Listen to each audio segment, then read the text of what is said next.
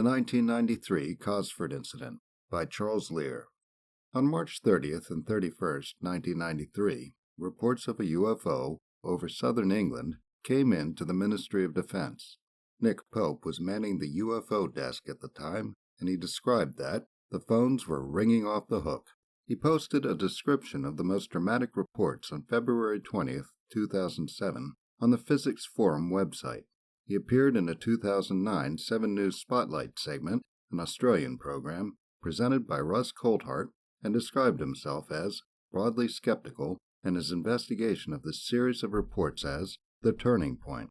Pope described the case in his 1996 book, Open Skies, Closed Minds, which helped to make it a classic, but Jenny Randles of the British UFO Research Association suspected that some of the sightings were of a satellite rocket booster from Cosmos 2235 sent up by the Commonwealth of Independent States re-entering the atmosphere. One report from RAF Shawbury that was described by Pope was later reconsidered by the witness as also having a prosaic explanation. Because the file in the case was released to the public by the MOD, the details of the case can be examined by anyone with an interest. According to Pope, on the Physics Forum site, the first sighting was in Somerset at 8:30 p.m. on March 30th, followed by another at 9 p.m. in the Quantock Hills section of Somerset. Pope describes the Quantock Hills report as having come from a police officer who was with a group of scouts. The officer reported seeing a craft that looked like two Concords flying side by side and joined together. Pope wrote that when he got to his desk the next morning, he received a steady stream of reports and realized that he had a major UFO situation on his hands. He describes one of the most interesting reports as having come from a man in Rugeley, Staffordshire, who said that he and his family chased a 200-foot diameter UFO in their car, and that when they got to a field where they thought it had landed, it was gone. According to Pope, many of the reports were of triangular-shaped craft or lights in a triangular pattern. The last sighting report Pope describes came from a meteorological officer at RAF Shawbury. According to Pope, the man told him he saw a UFO that was between the size of a C-130 Hercules transport plane and a Boeing 747. He said it was traveling at 30 to 40 miles per hour, shining a white beam of light at the ground and sweeping it back and forth as if it was looking for something, and that he heard a low humming sound. He said the beam then, in Pope's words, retracted in an unnatural way, and that the craft then accelerated and moved off to the horizon many times faster than any military plane. The case is looked at in much more detail by Joe McGonigal on the website Flying Saucery. Not only is there a list of sightings with details and original source documents, there is a section looking at evidence supporting prosaic explanations for some of the sightings. The MOD department Pope worked in is described in the section titled The MOD Investigation. According to McGonigal, UFO reports were directed to a department at Whitehall which was called SECAS-2A at the time, which had limited resources.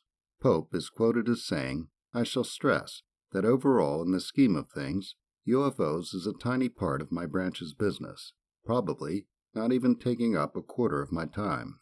Describing the MOD's response to the reports, McGonigal points out that the UFO desk was only staffed during office hours. This meant that Pope first became aware of the reports when he got there on the morning of the 31st. The reports as they are documented come from written reports from the night before, phone calls received by Pope while he was at his desk, police reports, filled out MOD reporting forms, and an interim report sent to SECAS-2A by private investigator Doug Cooper of the Devon UFO Research Organization and the British UFO Research Association. In the section Sightings Reported to the MOD on 31st March 1993, McGonigal provides a chronology of the sightings based on a handwritten list compiled by SECAS-2A, which was probably written by Pope. Details were filled in from all available file materials, and many of them come from Cooper's report. The Quantock Hills report described by Pope in his posting was taken from Cooper's report. According to Cooper, a police officer reported that while he was off duty at 9 p.m. on March 30th, with a group of scouts, he saw a large object flying in low from the north that looked like two Concorde aircraft fixed together that was covered in bright white lights.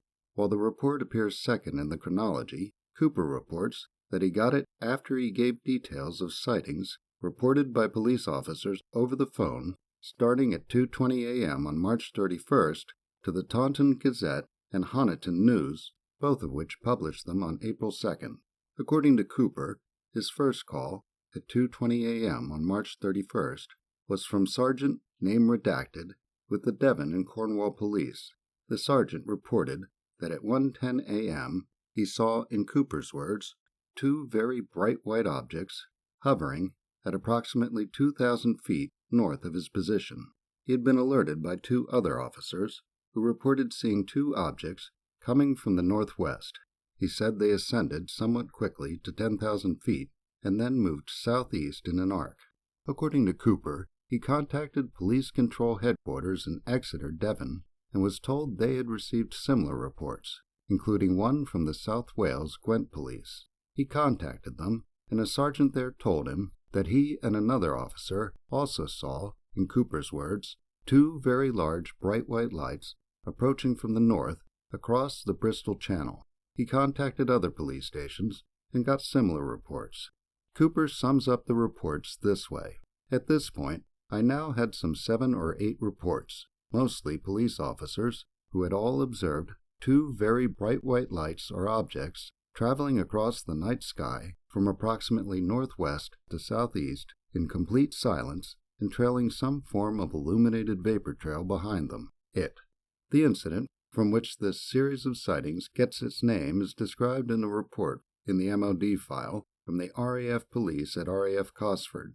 An officer reported that he and his patrol partner saw two circular creamy white lights moving southeast at approximately 1,000 feet. He noted that a slight red glow could be seen at the rear of the lights as they disappeared from view over the horizon. The report from RAF Shawbury that Pope described in his posting was first described in the RAF Cosford report. According to entry 12 in the report, Mr. Name Redacted from the Shawbury Met Office contacted Corporal Name Redacted and said he'd seen two lights that came towards him over the airfield from 15 to 20 kilometers away.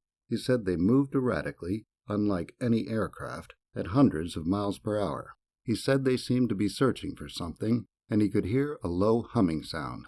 He watched it for 5 minutes until it disappeared from sight towards the south. He said he had never seen anything like it in his 8 years as a Met officer. In a later interview with David Clark, he reconsidered and described what it was that he might have seen. Next week, from UFO to IFO, Charles Lear is the author of The Flying Saucer Investigators, available at Amazon.com.